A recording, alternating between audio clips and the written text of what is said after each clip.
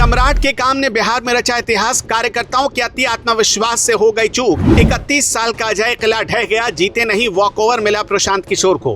एक उपचुनाव जीतते ही 7वें आसमान पर प्रशांत किशोर का अहंकार भूल गए। 2025 में 236 जब्त जमानतों का इतिहास। सम्राट ने काम से दिया जवाब। सिर्फ 34% वोटिंग, अपना ही वोटर घर से नहीं निकला। बीजेपी की हार की सबसे बड़ी वजह कैसे प्रशांत किशोर के लिए बन गई लॉटरी। जो सीट 1995 से लगातार बीजेपी के पास थी, जिस लोकसभा क्षेत्र के सांसद रविशंकर प्रसाद हैं, जो सीट पार्टी के राष्ट्रीय अध्यक्ष नितिन नवीन की अपनी विधानसभा रही, और जिस पटना की राजनीति में रामकृपाल यादव जैसा नाम मौजूद है, उसी बांकीपुर में 3 अगस्त को नतीजा आया तो जनसुराज के प्रशांत किशोर 64,151 वोट लेकर आए और बीजेपी के नीरज कुमार सिन्हा को 19,324 वोटों के अंतर से हरा दिया। और इसी के साथ 31 साल पुरानी पकड़ एक झटके में खत्म हो गई। लेकिन क्या सचमुच ऐसा हुआ? आइए जरा इसे समझते हैं। बांकीपुर में वोटिंग सिर्फ 34% के आसपास रही। बांकीपुर में करीब 3,79,000 वोटर हैं और 2025 के विधानसभा चुनाव में यहां करीब 41% वोटिंग हुई थी, यानी इस बार 7% कम।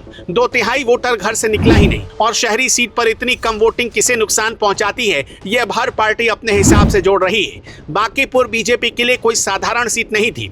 1995 से 2005 तक नितिन नवीन के पिता यहां से विधायक रहे और 2006 के उपचुनाव से नितिन नवीन खुद जीतते आए हैं। राज्यसभा के लिए चुने जाने के बाद उन्होंने विधायक पद से इस्तीफा दिया और सीट खाली हुई। ये सीट पटना साहिब लोकसभा की 6 विधानसभाओं में से एक है और 1977 में रविशंकर प्रसाद के पिता ठाकुर प्रसाद भी इसी बांकीपुर से विधायक चुने गए थे। रामकृपाल यादव पाटलिपुत्र से सांसद रह चुके हैं और अभी सम्राट चौधरी की कैबिनेट में सहकारिता मंत्री हैं। उम्मीदवार तय करने में पार्टी आखिरकार उलझी रही। पहले एक चेहरे को टिकट मिला, उनके पीछे हटने के बाद नामांकन खत्म होने से ठीक पहले नीरज कुमार सिन्हा को मैदान में उतार दिया गया। यानी पार्टी ने ऐसे उम्मीदवार को मैदान में उतारा जिसकी तैयारी नहीं थी, भले पार्टी तैयार हो। मैदान में कुल 25 उम्मीदवार थे और गिनती 31 राउंड तक चली। आरजेडी की रेखा गुप्ता तीसरे नंबर पर आई।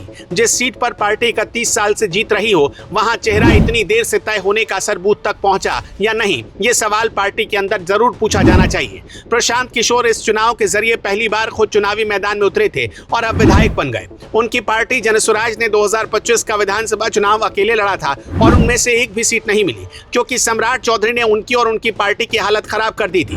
खैर, वो अपनी जीत पर इतरा रहे, अहंकार में डूब गए।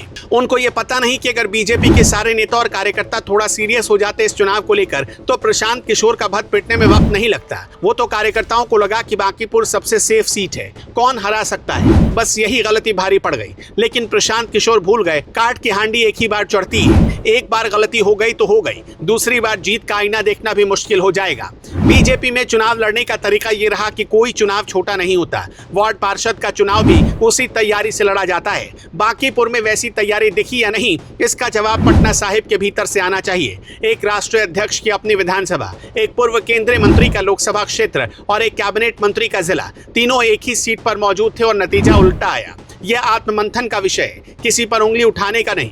नतीजे के बाद सवाल मुख्यमंत्री सम्राट चौधरी से पूछ रहे हैं प्रशांत किशोर, उनके एजुकेशन पर सवाल उठा रहे हैं, जबकि शिक्षा के क्षेत्र में सिर्फ 3 महीने में कैसे सम्राट ने इतिहास लिखा है वो किसी से छिपा नहीं है।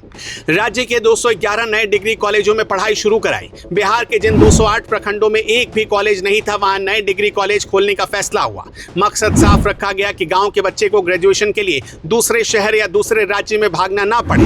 राज्य के हर जिला स्कूल और हर प्रखंड में एक हायर सेकेंडरी स्कूल को मॉडल स्कूल बनाने के लिए 800 करोड़ रुपए मंजूर किए गए। स्कूल, कॉलेज और कोचिंग के आसपास बेटियों की सुरक्षा के लिए पुलिस दीदी तैनात की गई और उन्हें स्कूटी दी गई ताकि वो इलाके में घूमकर नजर रख सके।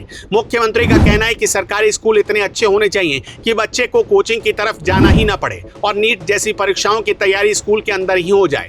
एक उपचुनाव का नतीजा किसी सरकार के 3 महीने के काम का पैमाना नहीं होता और 34% वोटिंग वाले चुनाव से पूरे राज्य का मूड भी नहीं निकाला जा सकता।